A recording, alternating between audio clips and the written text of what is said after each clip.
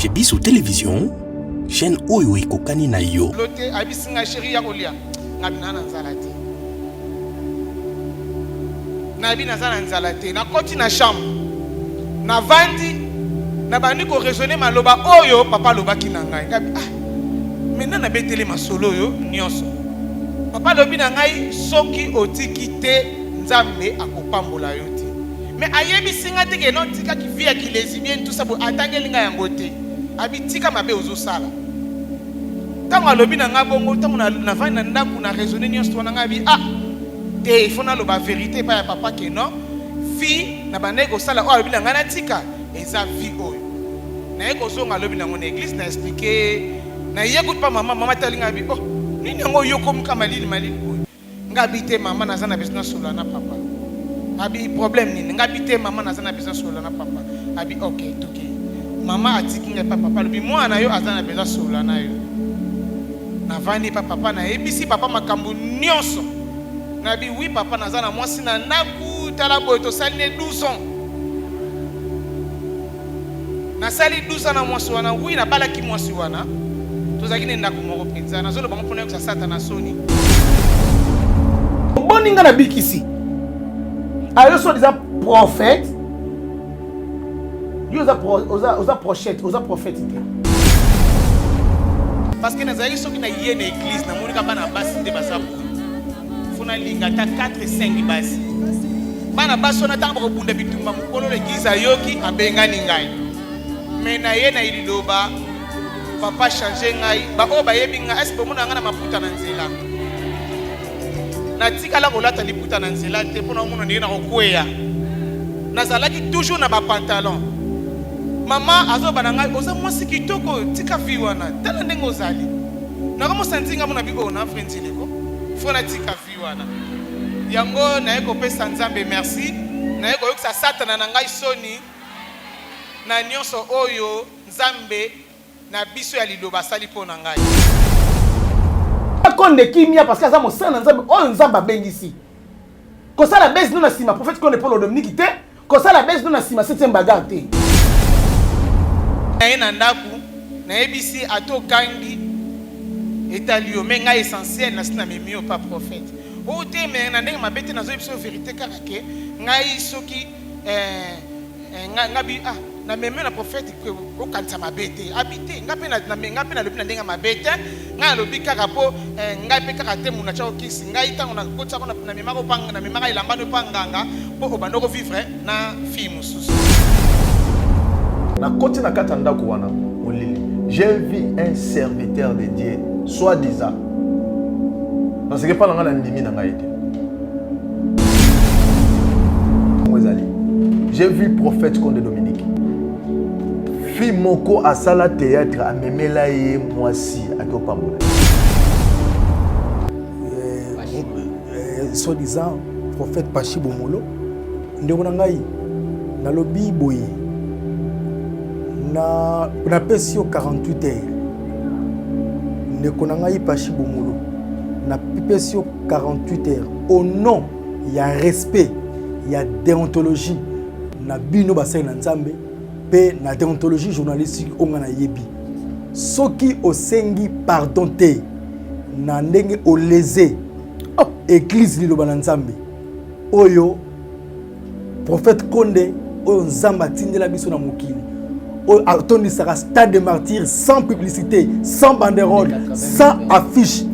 Plus de 80 000 personnes, même si libanda y a tondisaka oyo histoire na mokili mutatika la osala ngwa zate au nom ya respect pe ya dignité ya un doyen na yo na sur le plan spirituel et na âge senga bolimbisi l'église de Banza mais ça partout dans le monde, partout dans le monde. Jour ni bo mona même na YouTube que à Pambola mariage ya ba lesbienne tout ya ba pédé Vraiment. Bon Azur révélation prophète Konde abalisaka ba lesbienne. Ozomona te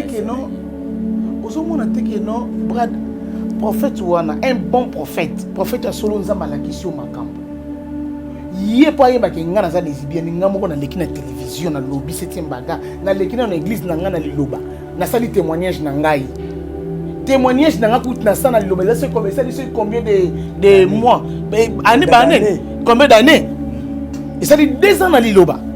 Est-ce que ce prophète pénal ça a besoin de non ça la temps comment dirais-je faut pas y que non 7e baga za ki bona banga ba lection na réseaux sociaux au monde nga moko na sengi prophète na lingi émission wana témoignage na nga wana ele kasiko na réseaux sociaux po ba yoka ndenge ni oyo nga na lobaki na témoigner vie na ngai na moni ke nzamba sali kati na ngai prophète abondeli po na ngai akati ba raison nyonso ya mabe ye prophète wana nzambe na lola omekane na ojire nzambe na lola soki aza mosali na nzambe na solo soki vraiment ayaka koleka po apprécier bato po babongwana ayi ba manière pe façon ya koloba na ye kotale boza prophète te un prophète ali maloba ni na ko bingisa liboso ya bana nzambe na YouTube te donc le preuve depuis na sala na église le cas na YouTube te parce que prophète qu'on a monté ma publicité te ata monté publicité te pour na star amune na ko kamata ko pa na télévision acha ko na chaîne na parce que ça na chaîne na YouTube akocha yango Brad je dis ceci je suis sérieux na mamna oloba na pesi 48 heures na ndeko na biso o azoluka mbongo na pasi azoluka mbongo na pasi aluka makambu le kolanga makambu te. D'ailleurs l'homme de Dieu le prophète Konde Paul Dominique Abisingai Begiye Bisaye Nzambe Alimbisaye après cette autorisation oui il y a parti wana parti il y a émission même il y a les Ketchou compléter net oyo baba Katia les Ketchou wana o basala kina 7e et c'est une partie à Moukié comment yoka le kutana ya mutongo ndemi comment partie extrait oyo intégralité nango et lobi loko mususu mais yo misango prophétie nzamba la kisio nzambe na lola nzambe na lola et puis papa nini wana message 7e baga lobaki wana nazo beta histoire alors il faut que terminer na soukande na lobaki na beti histoire tellement que na saki lesbienne na bimaki na basi na balaki basi mais na comprendre papa la kisinga biki no oza mwana mwasi zonga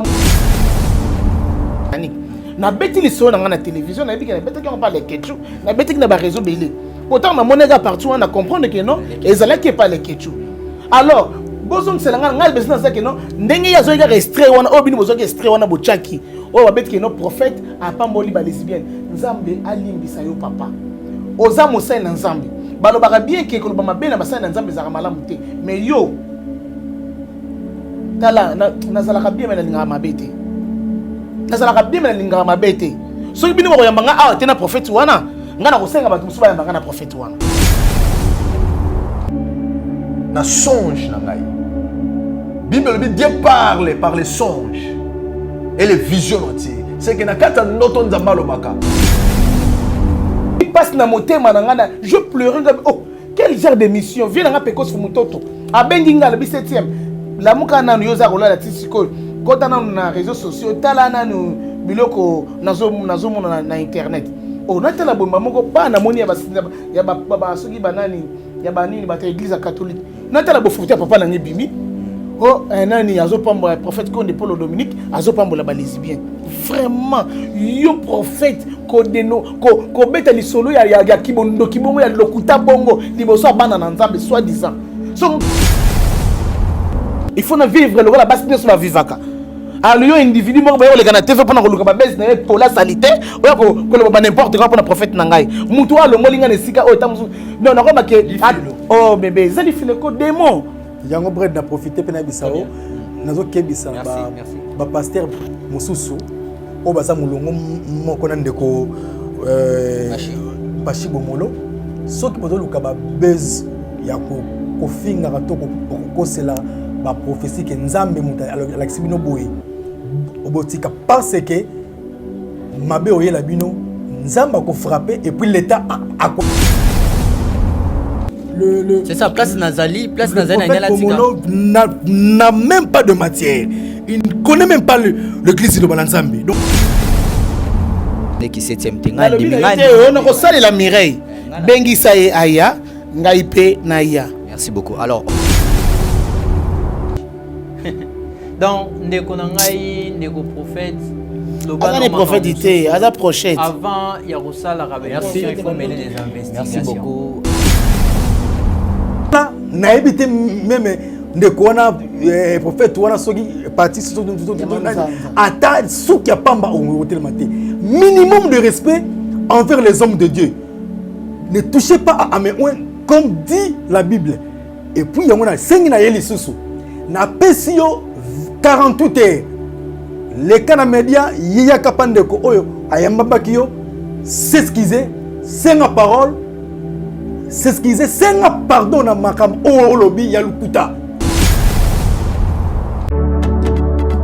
Mitolite misunga oyo ya Grace Mandela la pétrolière boyeba ke eye na idéologie ya sika donc soki papa to mama avali kopela awa na kati bakini komitungisa te ya kotinaka mbongo na kini kaka soki obengi na numéro oyo oza mobimba ndeko yo na kini akozwa soin de santé gratuitement na clinique misunga batieli bino wifi ya opele surtout ke bazali na internet au début donc soki ndeko na yo avali kopela olingi oyeba état de santé na ye okoki kobenga ye sali kukuma ozwa ata interférence na nzela. Maman, bonne santé. soki ndeko na yo azwi occasion ya kozwa basoi na mitolite misunga yeba ke kuna na ntongo oza mobimba na petit déjeuner mpe na pokwa yeba ke badive ezali mpe na point po okolia okondima te ke ozali na hôpital bazali na basali ya opération sans oublier test oculaire donc oza mobimba ke na mitole misunga ekosalaki misu na yo ezonga lokola na commencement na clinique misunga bazali mpe na dentiste minu ekozonga tumu pia misunga batretaka mpe katarak yebake okomona pepele ya mbetolo lokola kaka éclairage public ya New York misunga santé alors la clinique misunga oyo ya Grace Mandela la pétrolière est kembe ezali ezate. Cabinet de santé nationale puissante chez Dr Cathy Munga. Comment nangai sœur Cathy Munga, nazali naturothérapeute, nazali kosunga bandeko bazali na bokono ndenge na ndenge au moyen de plantes naturelles. Bandeko bazana ba problème ya ba hémorroïdes interne tout comme externe, infection urinaire, prostate, azoospermique, obota ezalité, rhumatisme, nerf sciatique, gouttes, règles douloureuses, glaucome, vision floue, motopathie intense, sinusite. Awa nazana kati ya laboratoire.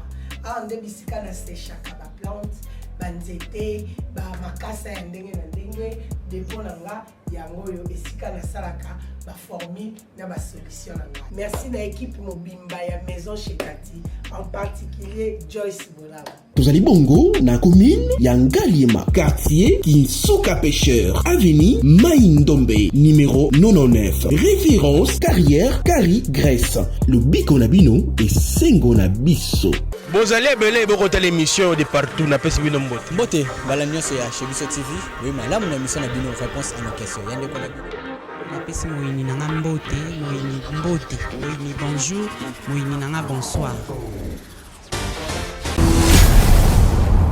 Chez Bissou Télévision, chaîne Oyo Kokani na yo. Celui qui demeure sous l'abri du Très-Haut repose à l'ombre du Tout-Puissant. Somme 91.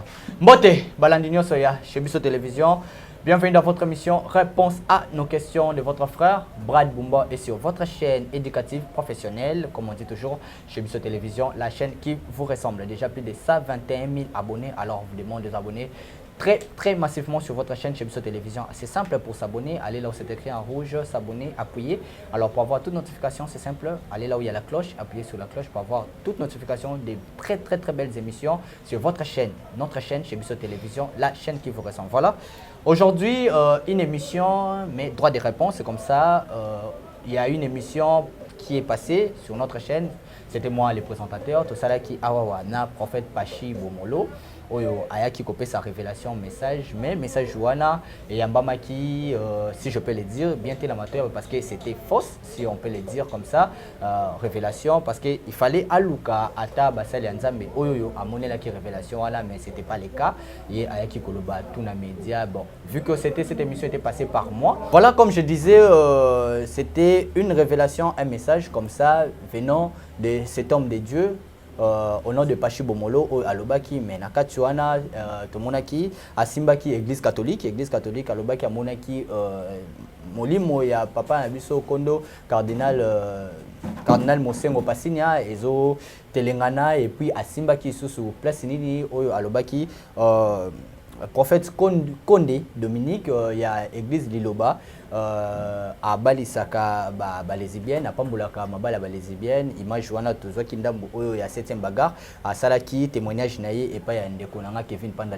les Ketchou que je salue alors namato ya bandeko na biso ya Liloba oyo ba ndima papa na bango oyo kolo atindela bango papa prophète Condé Dominique alors et salaki vraiment bien té pour bayebi puissance oyo kolo achakati ya prophète Condé bayebi nini kolo asala ranakati église Liloba alors baba qui non le message là peut pas passer comme ça il devait faire un droit de réponse na oyo prophète wana Pachi Bomolo alobelaki sur makambo amonaki na révélation il y a papa Nabiso prophète Condé Dominique il y a surtout l'église Liloba tant alobelaki pe église Liloba je suis pas seul dans mon plateau je suis avec à ma gauche il y a 7e bagarre parce que aza yende autobimisa qui image parce que tête c'est ma communion c'est ça qui est pour azaki lesbienne à témoignage abaka memaki moi sinaye et pas il y a papa prophète Condé Dominique à pambola bango mais aussi ça qui témoignage wanate avec elle ndeto continuer yango toyeba est-ce que réellement ezalaki bongo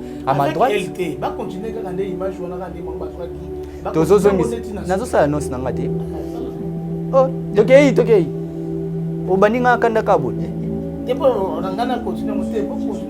to continue tina suka voilà d'accord à ma droite non les annonces nanga tikanga ça nasi lisa annonce nanga yoza posani na peso kuna maloba te na lobika na gauche nanga 7e bagarre kanda ngoti siko oh oyelinga mbamo na plateau voilà merci à toute l'équipe de Chebiso Télévision à ma droite je suis avec Peggy Tiassa, Oyo Aza, Moko, il y a attaché de presse, si je peux le dire comme ça. Il y a prophète Condé Dominique et puis un confrère estimé, si je peux le dire, qui fait très bien son boulot, mais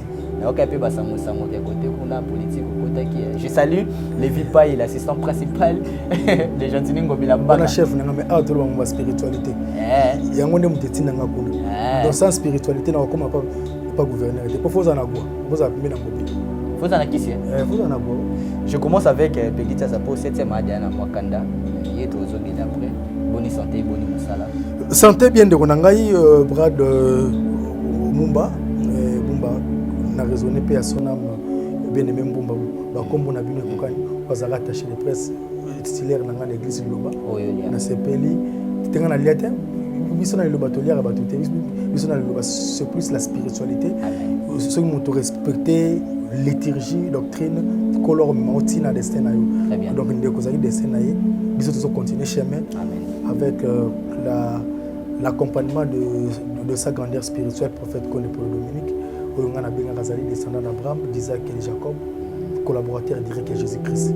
Donc ma question à Ngaï, ma question à réponse c'est ça par rapport à la réponse à une question. Oui. Voilà, je suis avec 7e bagarre. 7e mot. Comment est-ce que le prophète a micro là tu sangai Azur révélation prophète Condé abalisaka ozomona te ke non brad prophète wana un bon prophète a solo nzamba la question makambo yé pa yeba ke ngana za lesbienne ngamo ko na leki na télévision na lobby 7e bagarre na leki na église na ngana Liloba na sali témoignage na ngai témoignage na ngakuti na sana Liloba ça c'est combien de mois mais année combien d'années et ça dit 2 ans na Liloba est-ce que ce prophète pénal ça qui n'a besoin de non à ça la temps sous comment dirais-je pour pas y que non c'était un bagage qui bon bangaba l'exemple des réseaux sociaux au monde ngamo ko na sengi prophète na prophète na lingi émission wana témoignage na wana ele kasiko na réseaux sociaux pour ba yoka ndenge ni oyo nga na lobaki na témoigner vie na ngai na moni kenzamba sali kati na ngai prophète abondeli po na ngai akati ba réseau nyonso ya mabe ye prophète wana nzambe na lola omeka na ojire nzambe na lola soki yaza mosali na nzambe na solo soki vraiment ayaka koleka po apprécier ba tout po ba bongwana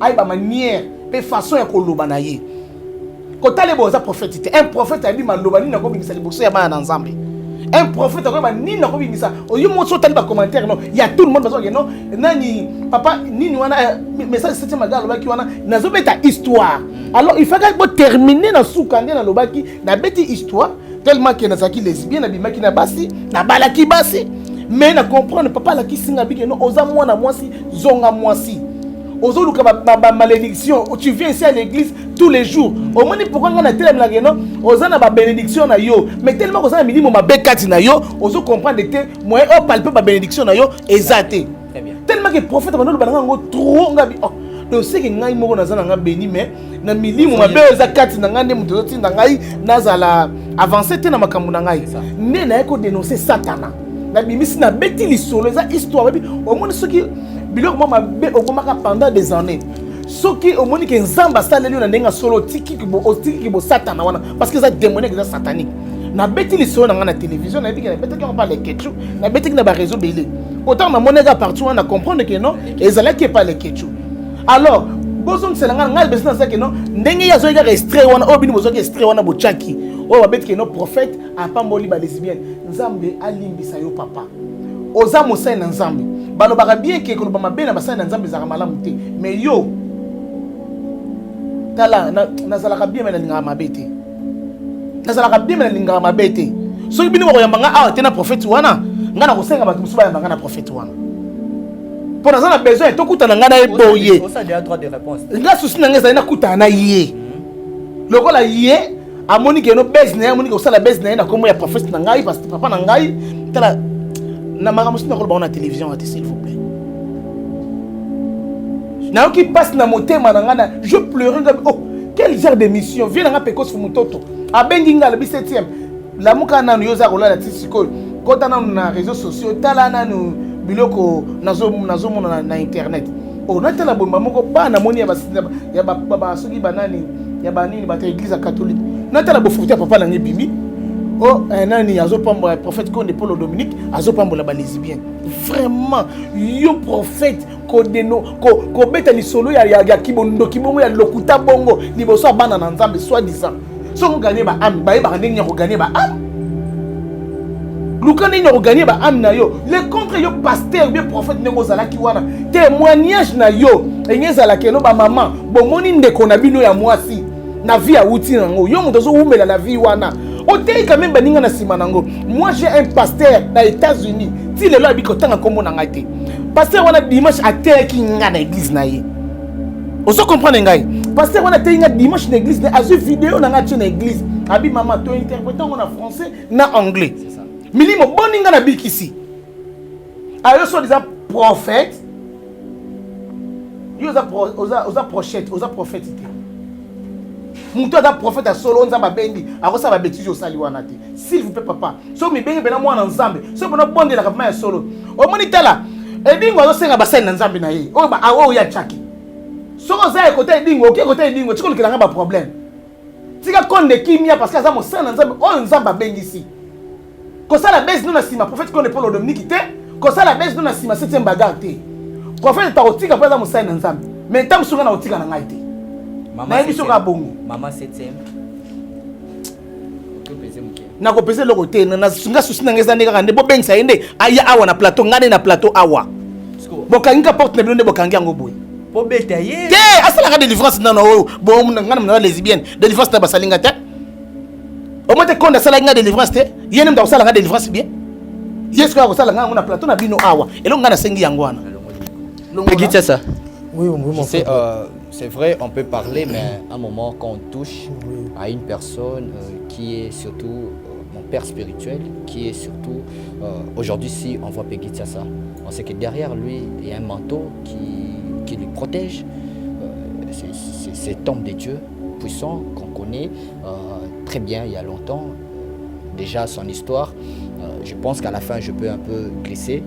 Na oyo papa en tant que journaliste babete la biso yoyeba comment était aimé et pas ya apôtre moko boye ti ba sele ba kota menza matumbole kaka. Comment ça te fait tout ça d'attendre ça? Un homme de Dieu parle, une révélation, il n'y avait pas à commenter, mais tant aux oyo kabongo.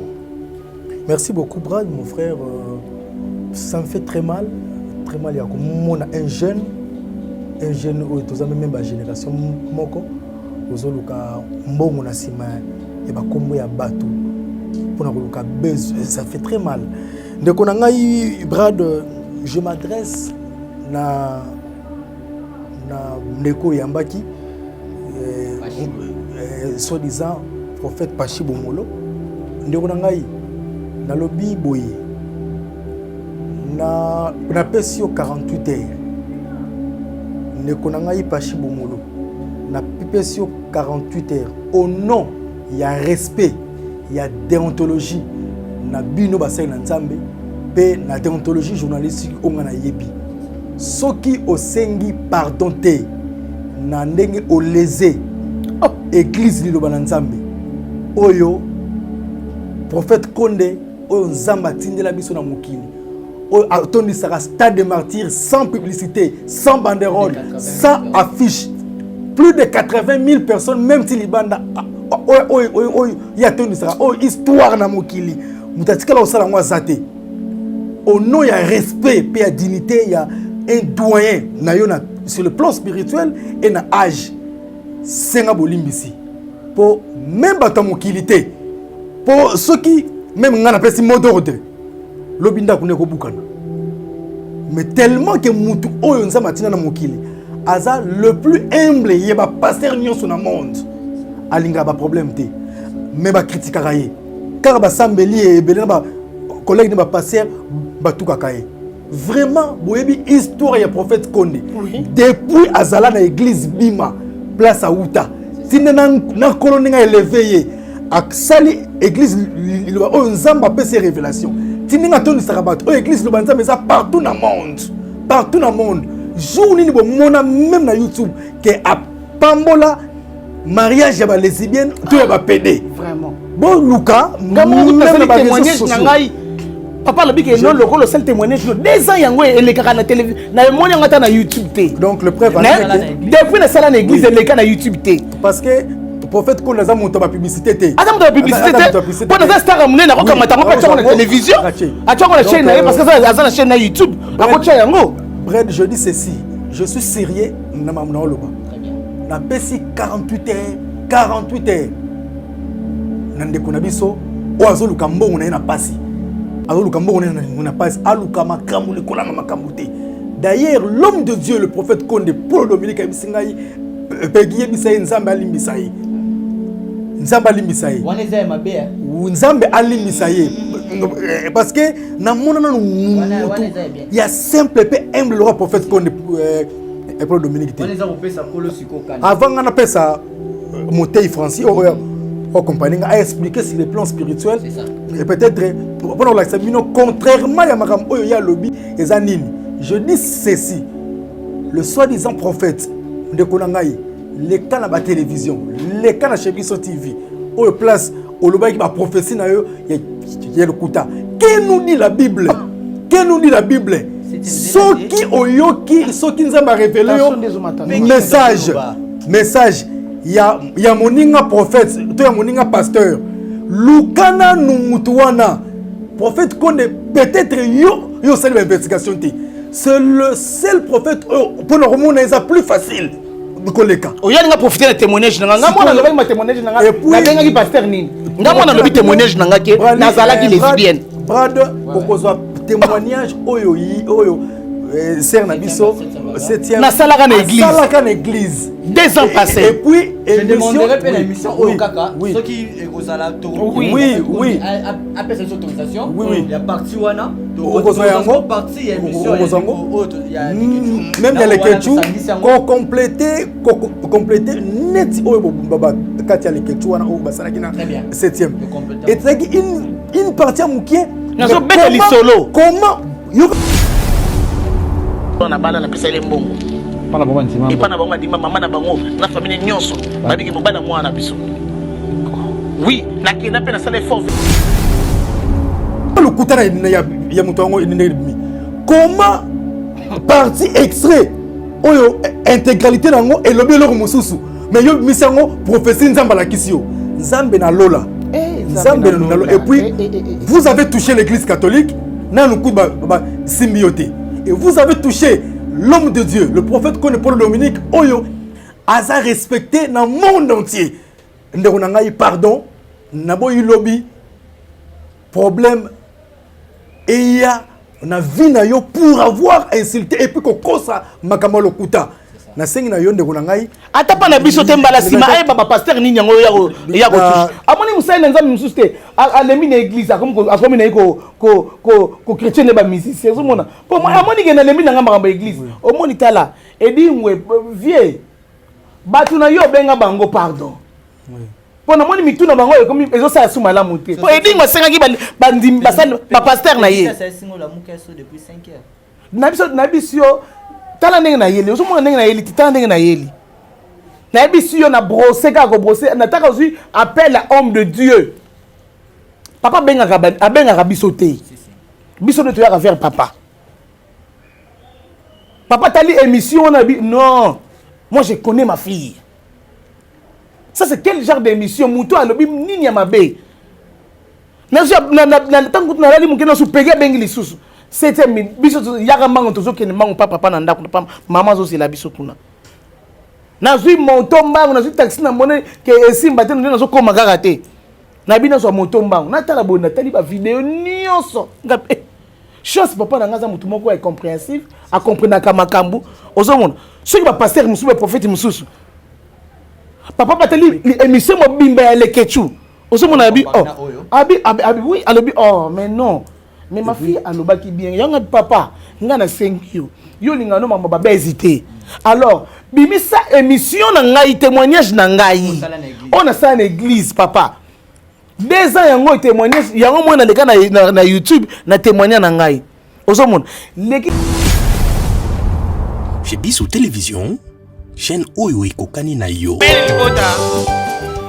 nayebi ke satana sepeli tende na te liboso ya bana na nzambe mais ntango navandi awa molimo moko ekomoyebisa ngai poko ozolinga oyokisa nga soni zonga kende ovanda kosa ta kosuba okende na bite nasimbi kutu saki na ngai nakende esprit etindi ngai alobi non vanda kaka témoigner monene na nzambe yango naye kotémoigner bandeko na ngai nayebi ke eza soni mingi mais mpo na ngai namoni yango keno nzambe adelivre ngai nzambe asali kati na ngai bandeko na ngai na uta mboka na Kinshasa koluka vi ndenge mutu nyonso ayaka koluka vi nasali 20 ans na Kinshasa depuis na ya 20 ans na Kinshasa eloko moko malonga na sala te nyonso kaka mabe oyo epesa nzambe lokumu te ba église nyonso na bandai kotambola ba bandai kobenga na ngai bandeko na ngai bokoyeba le pourquoi bando benga na ngai na ba église nyonso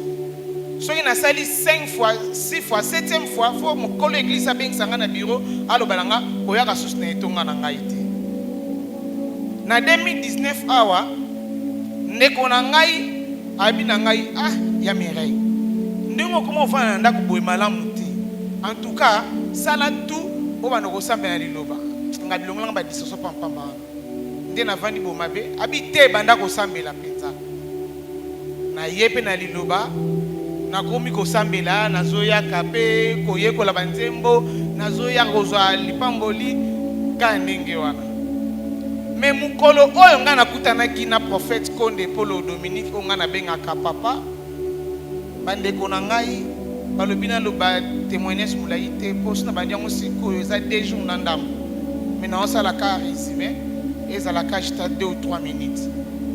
Bandeko na nga na ye liboso ya prophète Konde Polo Dominique papa na ngai atali ngai napesi ni na ngai na ina kende atali ngai lobi zela na sa motema ngapi azisinga suni na sina kumamba lobi wana sa motema na nga kola limbisa ngai na bimili banda na vandi na ye kozonga su prophète abengi ngai alobi bozongisela nga mwana mwasi wana na koti na kati bandeko na ngai makambo prophète alobaki na ngai ko banda nazalaki na 4 mois na libumwe mama na ngai tina kombwe mama mobimba atuka mutu ayebi makambo wana azati ni bandeko na ngai mutu ayebi yango azati nayebisi bino ntango mama na ngai na papa na ngai bakufaki na lela bongo te na bandi matanga na leli prophète bazotika te azoloba na ngai kaka bandeko na ngai nasali matanga na keti na biro ya mama papa lobi na ngai esili kende pa ya mama apesa yoji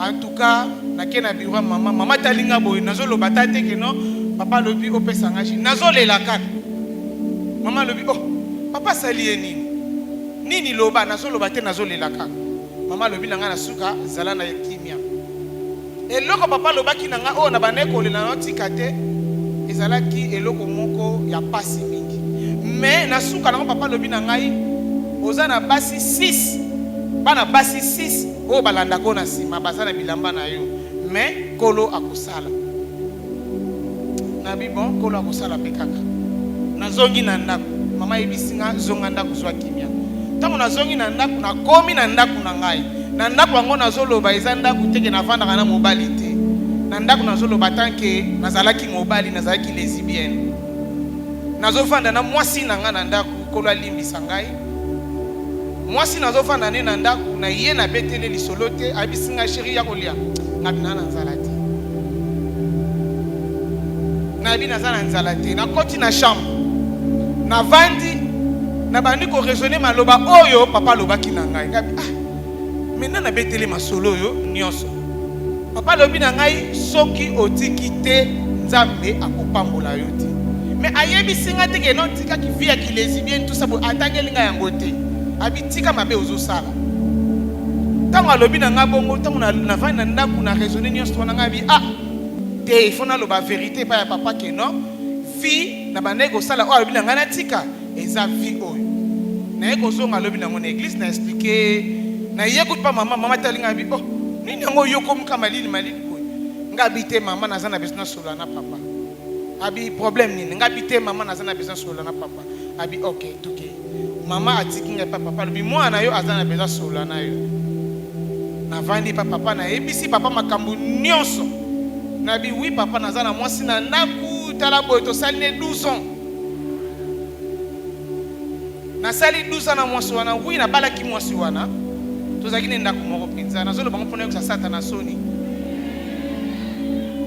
na sali 12 ans na mwana mwasi wana na ndako tango na vandi na ndako na yebisi papa makambo nyonso papa apandi azotala nga kaka bo papa otala ngai alobi lokola olobi boye na yebi ke nzambe oyo ozobondela nzambe wana kosala na bi amen papa nazongi na nga papa yebisinga kende pa mama bapesa yo jus ya citron na jus ya kokoti na ye pe mama batu na pesi pata 100 francs te na ina bimisa kutu mwanda mnazalaki na nga alobi bongo yaza na mbongo opesa ye jus na bi amen moi $20 na nga oyo evandi kola kuma nazongi na ngai ndako tamu nazongi na ndako na avant nazonga na ebisi papa ngai papa est-ce que nakoki koyena mwana mwasi wana awa na église abi oui sala effort oyo na ye mais na yebi kia kondima yaka na ye bandeko na ngai nakomi na ndako tema navandaka na bokilo na ngai na basemeki ndako moko nazongi na ndako nakuti bokilo na ngai avandi libanda tanga moni ngaka na moni akangelo ngi bona s'intéresser na ete na koti na ngai na chambre bolimbisa ngai madame alandi oyo ni nango mwa 4 jours oyo zakaka boye ngabite tinga no esprit na ngai za na place te en tout cas esprit na ngai za na place te oya kolia tanga bina nga na kolia na zui jus oya citron na tie na kati ya bilo kolia to vandi nga na yelo ko to lia biso mibale ya mo na ya nga na kolia na ngati ya olesanga na bibon abina leso ngabite na kolianga moko tobandi koliane ensemble nga na cheka jiwa na citron na biloko tango na che jiwa na citron na biloko tolie esili na butu avant tolala nga habite na olala na salon opuna olala na salon ngabite nazoka bien te na lala na tapis là na chambre amoni yango normal ngabi mais lobi okeno tikanga na église est-ce que ça va oh église wapi ngabi lobi ka kono tikanga na église ah yo komo sambe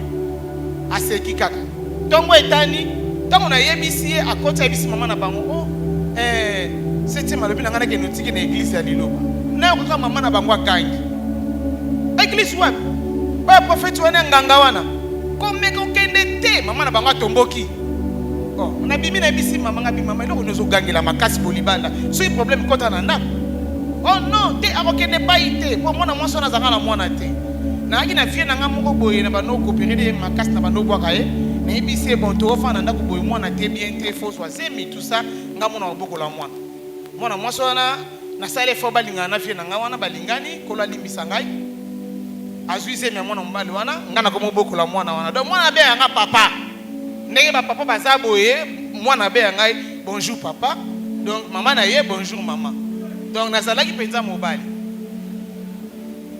eko sala ndenge wana tango na lobi bongo mwana mwasi ya boyi na memie na chambre pour na convaincre ye kaka aiko accepter ay promet te mais ah ngana osambe na ngakuna te ngabite to kende kaka na memie ti e pa ya prophète avant na kote ne pas prophète na kote ne pas maman na sali mama singa mama mwana mwasi ngo yiwe mama tali e boyeti abi ah oza mwasi kitoko mais pourquoi bozoli ngo kotika vie oyeti atalinga mbala moko na boya koyebisa mama mwana mwasi na tomboka na libana tangu tokeya kosakana te prophète pe tanga linga pupula e ngape na boko déplacer na telemika wana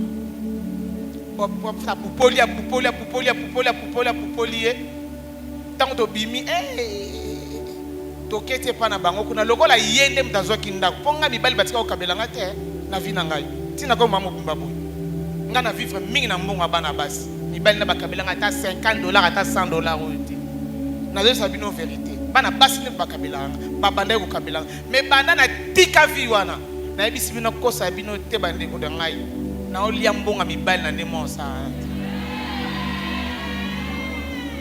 bande ko na ngai tango na zongi na ye na ndaku na ebisi atokangi etalio me ngai essentiel na sina memio pa prophète o te me na ndenge mabete na zo biso vérité kaka ke ngai soki ngabi ah na memio na prophète ko kanisa mabete habité ngapi na lobi na ndenge mabete ngai lobi kaka po ngai pe kaka te muna cha okisi ngai tango na kotsa ko na memako panga na memaka ilambano panganga po obandoko vivre na fille mususu ngabi ah o memela mbana ngai panganga na ko raisonner mal ba prophète alobaki basi 6 ba memaki bilamba na yo panga ngabi donc 12 ans on a vendu na donc 12 ans o kanganga quelque part o pa mama moko boy na bumbu ngabi moko songa na malembe na obeto makofi songa na malembe pa mama na bumbu kende loba na ye afongola ngai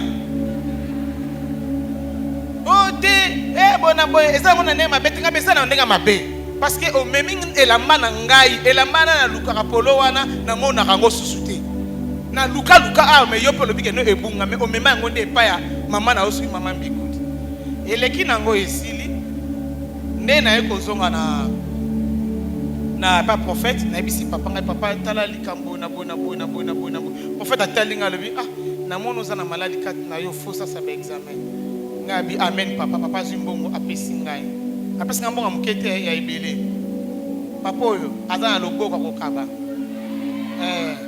papa zimbongo ebele apesi ngabi kende basalo ba examen soki sangi nini osala nyonso ngabi amen na ke na hôpital moko za liboso awa na komi na hôpital wana ba koti basalinga échographie wana nazaka na mwasi na ndako ti nazoya na église mais to kabwani ngana komi na salon na yepe na beteli mama lisolo mama lobiza na kimia nzamba kosunga yo mais zalaka ka séparer na mwana mwasi na ngabi naza bongo na ye naza séparer bandeko na ngai ndenge bat balobaka ke ono ngai prophète elenga na ndoto soki na vandi wana na bakaza distraction ngai bato ba lokuta prophète ala ba na ndoto ndeni siko tango prophète apesi ngai mbongo bandeko na ngai na sasi ba examen ba pesi ngai ba fiche na lakisi prophète atali boya bi ah esengo opération document kende basala opération apesi nga sumbongo mosusu nakei na hôpital wana nazwi avance na pesi na bibonda mwetikali prophète alobi basala nga na ndambo na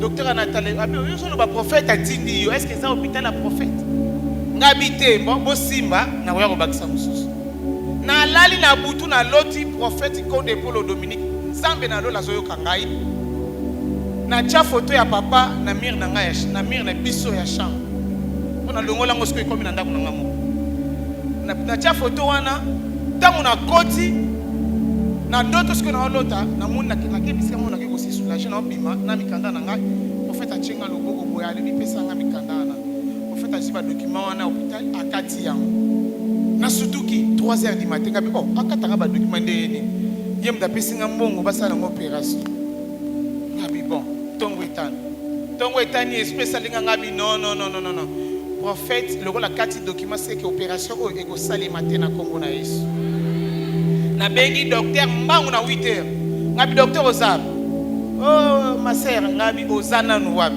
ona zana ndako na okende bureau ngabi okay nazo ya bureau na yiga ngabi papa pesa nga mbongo wana nzamba sabikisi ngai a comprendre te ngabi pesa nga zongisela nga mbongo na pesa kiyo nzamba sabikisi tellement que maman bokilo pa comme ko torturer nga na ndako na okoka susute lokola mwana mutu azwaki ndako et comme lokola torturer ngabi bon na zwa kaka mbongo ngo na zwa ta studio na fada na mpona longona na satana pembe na ngai nde na eko zwa mbongo wana na ke na zwi studio siko na za awa na Ikelemba na Victoire ata za studio mais na za ipa na ngai na zwi mbongo wana na ke na zwi la mo studio na zo vana na ekut na ebisi basali ngabi ochela ngali pambo na studio na ngai babi promettre semaine to bana yango na eko tatola monena nzambe bande kuna ngai oya zana vi wana en tout cas atika yango boyebile pourquoi na lobai ke pa pasteur ba bengani nga na etonga na bango parce que nazali soki na yé na église na monika bana basi te basabu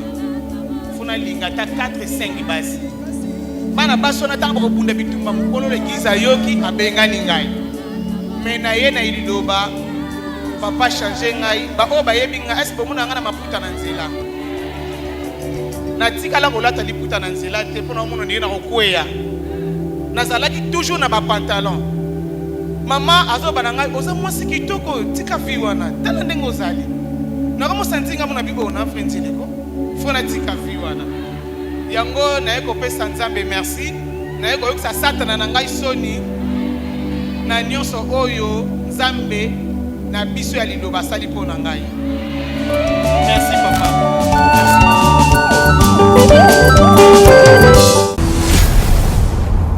Chez Bissou Télévision, chaîne Oyo Ekokani na yo. C'est la vidéo ba mona keno na sala ka témoignage avant on a etonga na ngai. Donc Brad si je peux dire bande ko bolanda biso partout dans le monde ba obolanda ki ndeko na biso Brad na soi-disant prophète Bomolo tout ce qu'il a dit à propos de l'église le bana ya prophète Konde est archi faux. Nulle part l'homme de Dieu le prophète Konde Polo Dominique a ça la bénédiction ba mariage ba laisser bien. Nzamba touché moi. Yobi na sali bébé Zela chérie. Na sali 27 ans na ki lesbienne. Vous comprenez tant il fait vendre ki kati na ndenge kobaki. Mais papa oh le prophète Konde Polo Dominique. Ba lien boni ya buki ya famille na ngana ne kangama ki ngananu. Na yanga muko nanu. Lelo na comprendre que non je suis une dame. Il faut na vivre le rôle la base sur la vivaka. Alors, individu mo ba yo le kana TV pona ko luka ba base na ko la salité o ko le ba n'importe quoi pour le prophète nangai mutu wa lo ngolinga ne sika o tamusu non na ko ba ke oh bébé ça li file ko démon yango Brad na profiter pe na bisao nazo kebisa ba pasteur mususu o baza mulongo moko na ndeko Pashi Bomolo soki poto luka ba base ya ko finga ka to ko sela ba prophétie que nzambe muta la kisibino boyi obotika parce que mabe oyela bino nzamba ko frapper et puis l'état a quoi agir yango na boyi pour l'état agir na nouté et comment que prophète et comment que au prophète a comme kangisa bato j'en donc et comme excès donc mutu amonika ka boyi mutu ko finga prophète Konde mutu ko sama prophète Konde banda lelo pour ya ko toucher prophète Konde nous allons aller en justice donc na justice pour justice et ça la moussa nango yango na sengio. Merci beaucoup. Merci. Oui. Merci. Alors on va faire mettre les points sur les i avec l'homme de Dieu, Papa Francis. Au début, c'est le mot na téléphone, le binabutu. On va faire la différence entre un prophète et un voyant. Donc, il y a deux mots différents. Oui, différents. Il y a pasteur tika mutaote aye. Un jour, nzamba kosala. Nani? Ngai. Ah, tika biso. Et là, on se bat dans 0 pour qu'on a 10. Nzamba lingara batabo. Et bien, on te. Bato bazé ba lesbienne 27 ans après yote. Nzamba suka lingara batabongo. Soki kuti lozo kolisa te côté. Mise à jour nanga yo lingi ndenge nini. Limbisa. Et là, on se bat dans 0 pour qu'on a 10 on a otaliso yango wana. Parce que prophète et pasteur athée biso. Voilà, na kozonga. Soka sili singa na répondre yo. Entre voyant et prophète. Si on veut faire la différence. Bon, pour comprendre d'abord, quand on parle d'un prophète, prophète c'est la promesse physique et en Zambie. Très bien. Puisque en allant dans le livre d'Ésaïe 42, il dit voici mon serviteur que je soutiendrai, mon élu en qui mon âme prend plaisir. Amen. Et il continue pour dire que j'ai mis mon esprit sur lui. Donc quand Nzamba lobi j'ai mis mon esprit sur lui, ça signifie que Nzambe a représenté directement à travers prophète. Très bien. Et Namokili, surtout dans la Bible, Nzambe jamais assisté à 4, 5, 6, 7 prophètes. Non. Kobandana Moïse, Tina Jean-Baptiste, tout le monde est un prophète moko, Nazaki élevé. Moïse Nzamba pogné et Aébissi Alobi, je t'ai fait Dieu. Et Aaron, ton frère, sera ton prophète. Dans Moïse, Nazaki représentation Nzamba. Et dans chaque prophète, Nzamba paie sa mission moko. C'est ça. Azan la mission et azan un signe prophétique où ils ont accompagné mission naïe. Message naïe, message où ils ont ramené Batou vers un but quelconque. Par exemple, Moïse avec un message où il fallait libérer le peuple d'Israël, amener Mabango vers Canaan, terre promise. Et azaki un signe prophétique où ils ont bâton. Oui. Signe prophétique. Signe ezali oui. Signe prophétique. Tout ça a ju comme signe prophétique. C'est ça. Et kokende voyant azam motoyo azana don et vision puisque mutabo tamarana don. Don en effet ça la développer. Quand on koya na mission de konanga brad nengo za boye liboso na yo par exemple na moni libulu. Mais ça ne fait pas de moi un prophète. Et sa vision et comme ici un prophète. Et par rapport à Ndeko, si on a une émission qui na Ndeko prophète Pachi, alobi et ça songe.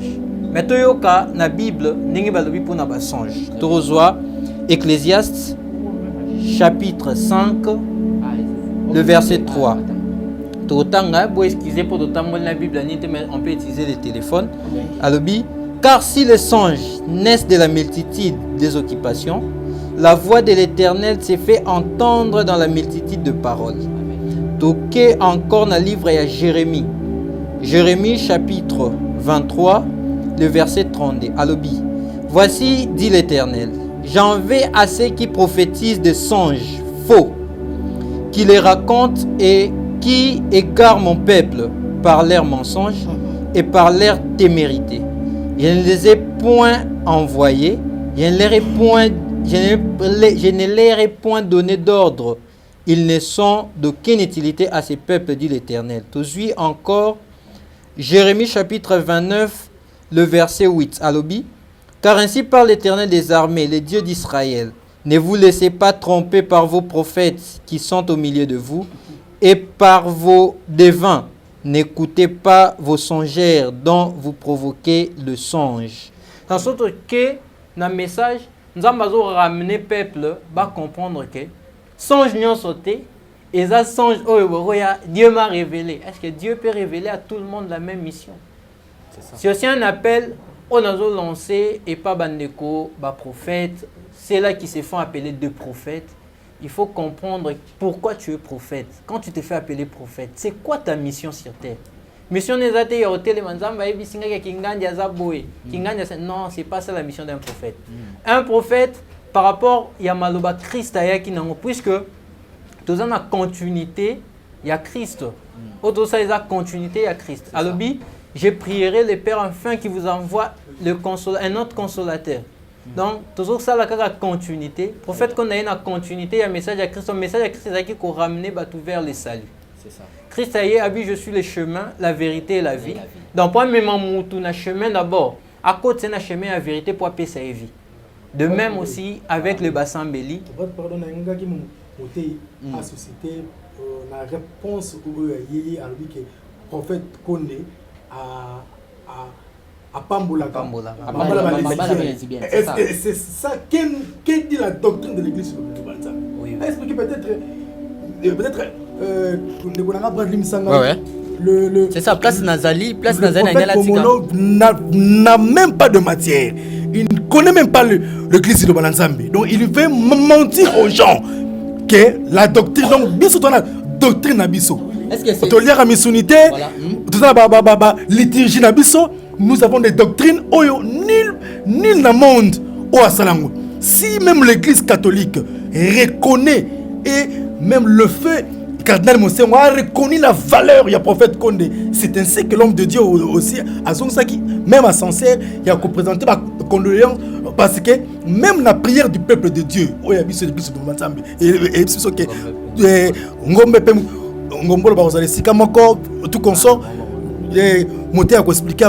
donc ça veut dire que Bisso, l'homme de Dieu, approcha quand même na bato mabe ne amalamu bato nyonso po ete na komona ye na koyoka ye mutako yope kobongola mutema pepe sali malamu. Je vous dis vrai, nazali sankara ya prophète Kondé, mais nazali moko ya bana na ye o lelo o nga nazali ezali la doctrine ezali fui na ye.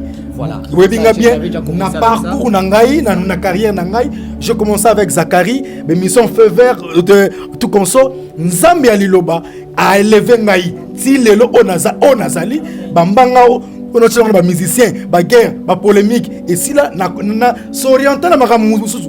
Pour le na ba na Kenya na Congo, mutalinga na mbanga ate. Même yemo père na Zacharie, alinga na mbanga ate. Mais ngai en tant que mon nimi aliloba ki mbanga nanga na do servir yango na ko convaincre batou la parole de Dieu à travers l'homme de Dieu o ndenge to comment humble boy pour la banga motu nganga no signer balio yebi bota ngaba mission nga ya via kala ba j'ai dit polémique quel musicien même chef de l'état en tout cas on appelle Mbote sorti qu'il à l'époque ando ya apeki feu vert nini j'ai dit polémique boanga libanga.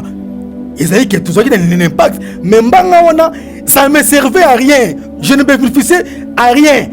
Ils ont servi à l'autre. Ça t'a servi à rien. Rien. Servi au yoka kato et servi. Et tu as contredit. Tu as un journaliste au moins de baisse boulot. Tout le monde est là. On a créé pour ça la polémique. Pas de polémique. Moi ensemble, nous avons un prophète contre polémique. Nous avons ensemble en plus. Donc s'il y a un problème, au moment que Moutou a l'église, le Moutou a baissé rien. Il y a pas de histoire où il y a un Moutou, non. Problème est ça. Il y a un enseignant na yo. En tant que Mireille, nous avons un septième baga. Parce que nous avons un septième baga dans ce zone matangay. Donc en tant que Mireille que je suis, ben selangai prophète ou na plateau na yo. Nous avons besoin de délivrance na yo pour nous dire prophète qu'on a ça quel côté. Nous avons besoin na yo aya délivrer nga awa. Colette qui 7e tenga on a ça la Mireille bengi ça aya ngaipe naya. Merci beaucoup. Alors on est là avec alors on est presque déjà à la fin, mais c'est quoi la doctrine? Parce que si en tant que journaliste je pose des questions, c'est pas que je défends l'autre côté, non, mais quand Mayeningani, est-ce qu'il y avait pas des chouchou na se ya kolobake, non? Est-ce que papa Salakaboye, il n'y a pas un angus roche ou c'était kaka nenga créa qui n'est de kolobabeuse ou na kata doctrine babio kabongo pe exista? Par rapport à la question, doctrine à l'Iloba est premièrement basée sur l'amour. Le Christ a dit, je vous laisse un plus grand commandement, tu aimeras ton Dieu et ton prochain comme toi-même. Amen. Donc voilà, base à l'Iloba, amour. Et cet amour est conduit sur la justice, la réconciliation. Dengue nekopega utikoloba la prière du peuple de Dieu ba bingombe pe ngombo lo bakoya ke elongo ba ozali sika moko liloba d'abord sur le plan mariage, mais c'est fou. Prophète Konde n'a habité Bandeko, baby prophète Konde, Wuta Kalati, le prophète Konde n'a pas moulé d'abord mariage. Puisque. Ah, pas moulé raté, pas d'habitude, il pas moulé raté. Mariage était, à ça la maman. Déjà, pas moulé Kaliba, attends, l'homme quittera son père et sa mère. À terre, Abisso Yango. L'homme quittera et s'attachera à un autre homme. Non, à sa femme. Ils ont déjà bénédiction, on a appelé Christ à y n'habité. Christ a pas moulé mariage. Nous sommes sur le pas de Jésus-Christ. Voilà. Jésus-Christ n'a pas moulé mariage. Pourquoi prophète qu'on n'a pas moulé mariage? Donc, ndeko nangai, ndeko prophète. Les prophètes, avant, il y a Roussa la révélation, il faut mener des investigations. Merci beaucoup, Ndeko. Nako Baksa, pardon. Oui, oui. Christ aye, alobi elo comment kaye, alobi naye pour na bateau mabe va changer. Parce qu'il y a qu'à ramener bateau. Et l'obéir pour ramener bateau bazana mabe, ba kota na kati ya malamu pour ba retrouver vie éternelle. Merci. Non, non, non. Quand tu as prophète, on a changé. C'est la clôture na sisa na na. C'est ça.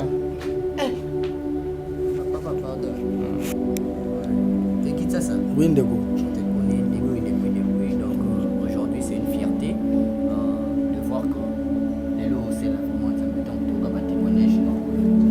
Nous signé partout, nous signé Wingé, nous signé Yoso. Mais Lelo, un dernier mot. Oui, Ndeko, on a rappelé na pasteur wana prophète wana Pachibo Molo. Mon frère n'a respecté basé na Nzambe. Donc si vous avez battu na ko touché na vie, il faut Nzambe yemo à sa charger na bango et basé na Nzambe. Naza parmi les journalistes oyo, na ebi tous les serviteurs de Dieu na mboko yo. Ngako tina niveau que prophète moi kabela nga mutuka.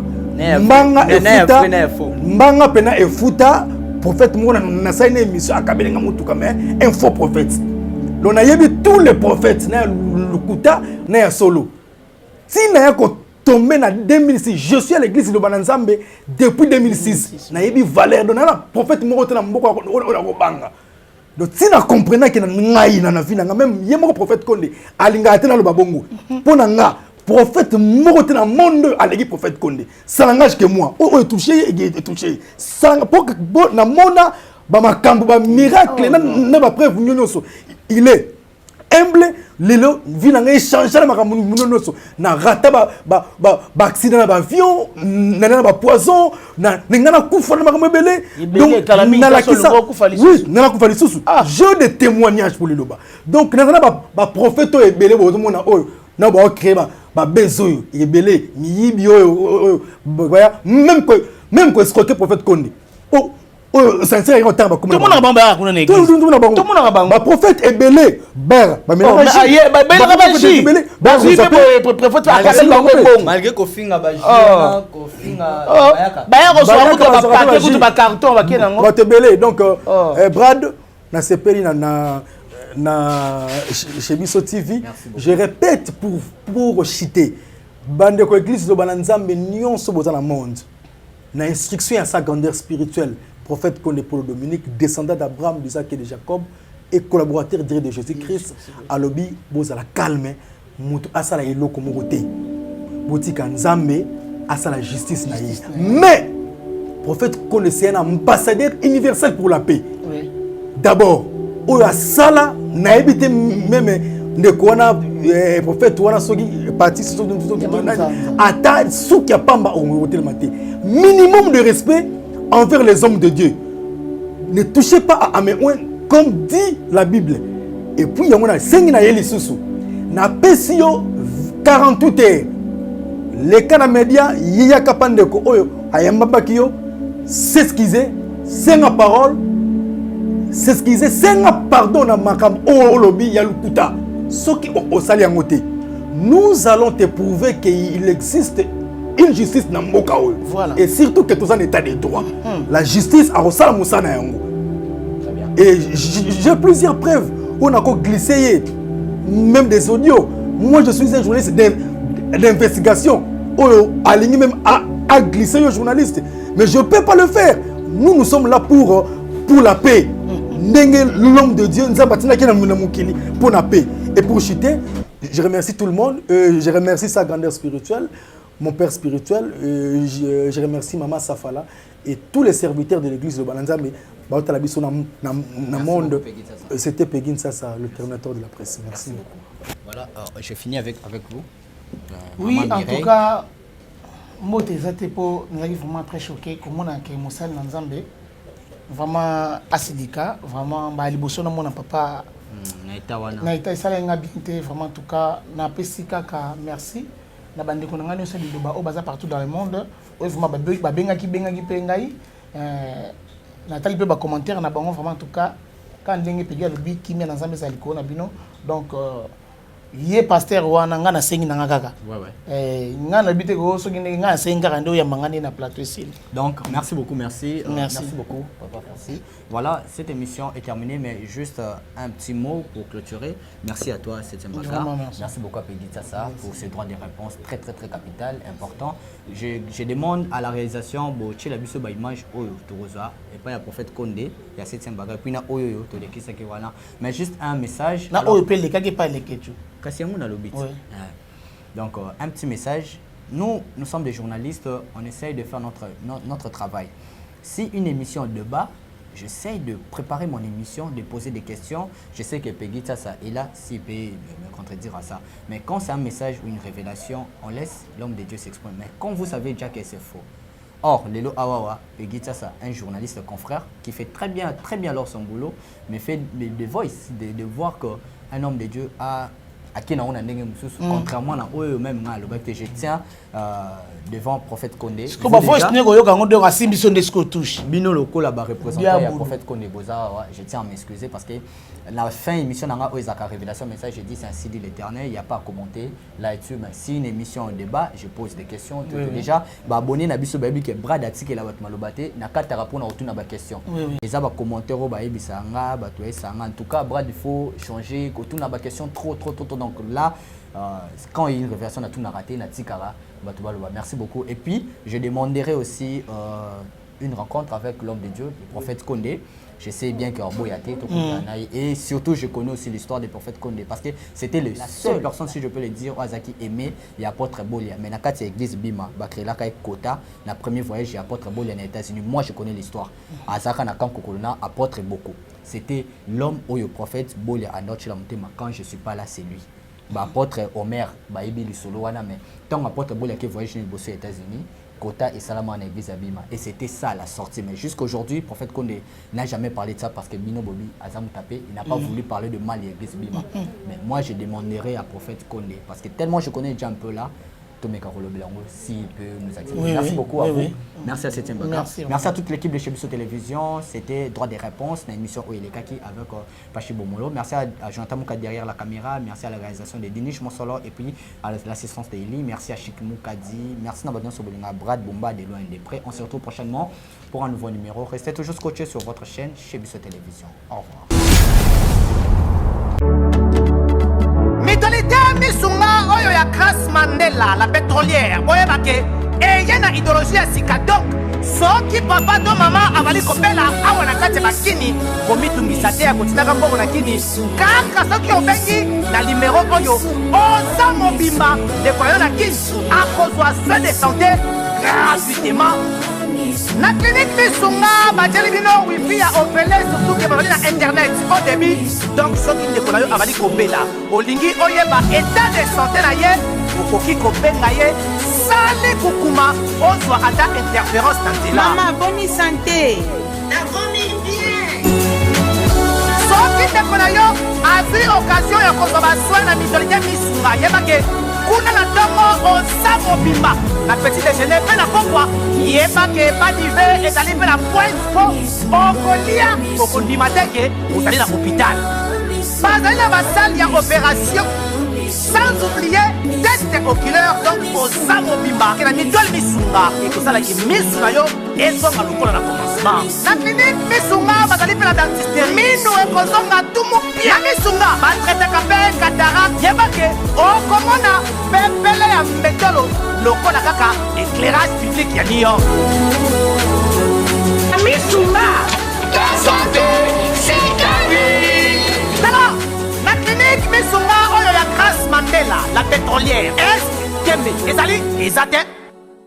Cabinet de santé nationale puissante chez Dr Cathy Munga. Kombo na ngai sœur Cathy Munga, nazali naturothérapeute, nazali kosunga bandeko bazali na bokono ya ndenge na ndenge au moyen de plantes naturelles. Bandeko baza na ba problème ya ba hémorroïdes interne tout comme externe, infection urinaire, prostate, azoospermique, obota ezali te, rhumatisme, nerf sciatique, gouttes, règles douloureuses, glaucome, vision floue, motopathie intense, sinusite.